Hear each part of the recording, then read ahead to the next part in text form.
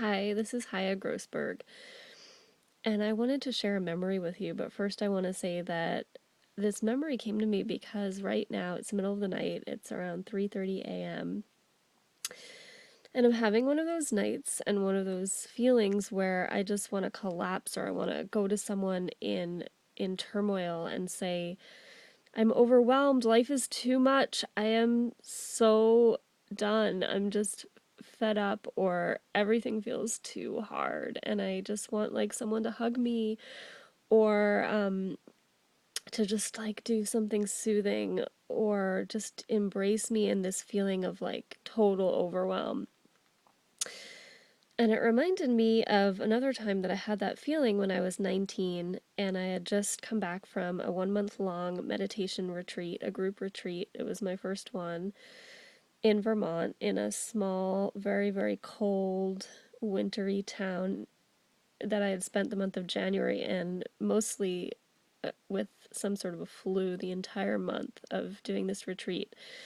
And I was definitely going through what's called a spiritual emergence and had gotten really into meditation in the previous year and had spent the previous summer at that same Buddhist center in Vermont and was very excited for the entire fall about doing this retreat. But then once I got there, it was like not how I had hoped it would be. I was sick and I felt alienated from everyone. And it was like the tradition and the teaching somehow weren't large enough to encompass whatever it was I was experiencing. And people there were concerned about me, and I was losing some weight on my already very thin frame, so people were worried. I wasn't eating enough, I was sick. I got back to Hampshire College in February, and people there were worried about me. I was feeling dissociated, and I was really disconnected from my body and my emotions, really. And I sometimes would lie on the floor of my carpeted dorm room, just kind of um, like trying to figure out how to get back into my body and feeling sort of just lost, like disconnected. My heart was beating strangely, and finally, one of my friends convinced me to go to health services. And there were a couple times during that month or two where I just had like a total meltdown, or you could call it that, where I just started crying. It was like amidst this sort of cold and feelingless state that I was in for most of that period. I would suddenly get a feeling of like desperation and feeling my body and my emotions and my humanity again and just start crying and crying and crying. And that had happened one time during the retreat. And then it happened again. And so I went to health services and spoke with a counselor there, one who I had spoken with before.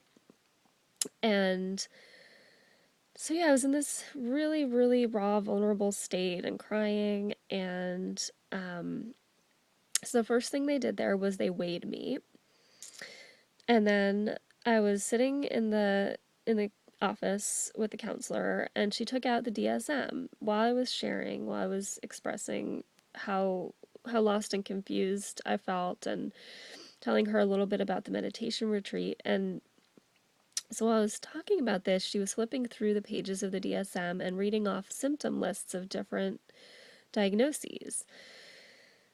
And she was asking me some questions about the retreat, trying to assess what type of dissociative state it might have put me in, and what my symptoms were, and what the diagnosis would be. And then I was brought in a car to UMass Health Services, where they had a psychiatrist who could quickly and swiftly prescribe me a drug, which they did. Um, but it's really was really just that moment that came to me just now of feeling such that intense desperation for a connection. Like really what I just wanted this woman at health services to do was hug me and embrace me and take a few deep breaths with me and just tell me it was okay, like that I was human. I was going through a really intense spiritual emergence, a really intense whatever it was. And instead it became instantly a sort of medical diagnostic process, which failed, of course. It didn't, there was nothing in that DSM that actually was pinpointing what was going on with me. The drug that the doctor at UMass gave me made me feel dizzy and weird, and I stopped taking it after a day. And then over the course of the next few months, I think I started to get what I was really looking for. I started to build up my body again. I started to connect with friends and other people who were going through things and feel a sense of shared humanity again. And I started writing again and running and eating better. And it was my first real experience of pulling myself up out of a state like that and learning how to heal both with my own knowledge and will, as well as by reaching out to others who did get it, who could understand, and who also had had similar kind of weird experiences and come through them. And um, but it's sad to me. It's really sad to me that even now, when I'm going through something where I feel overwhelmed and crazy and like, oh my gosh, I can't believe this is what my life is right now, that there's this sense that there's a danger, because even at that time when I went to that um, counselor at my college, she threatened to lock me up. She was like, okay, so you can basically go with me to this health service um, at UMass and go to this psychiatrist, or you can get locked up. That's what she said to me when I was in that state. And the drug they gave me was harmful. It made me feel totally disoriented, which was like, okay, I'm already feeling disoriented. That's not what I need right now.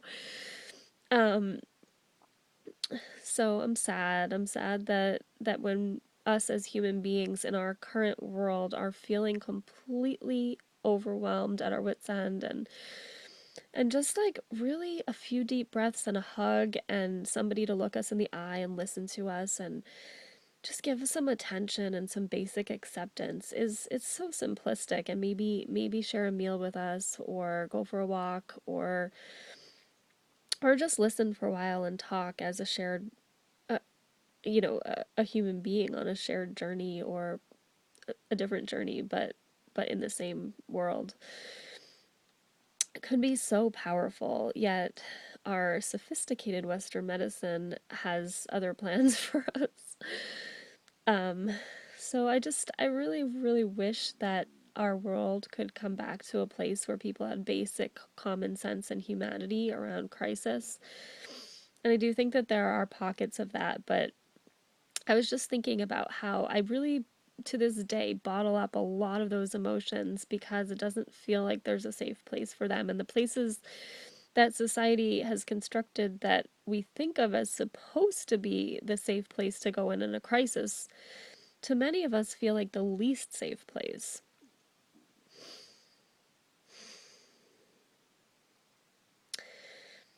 So I just want to wish us the opportunities to connect with one another and to find those safe spaces. Sending you lots of love. I'm going to try to go back to sleep now.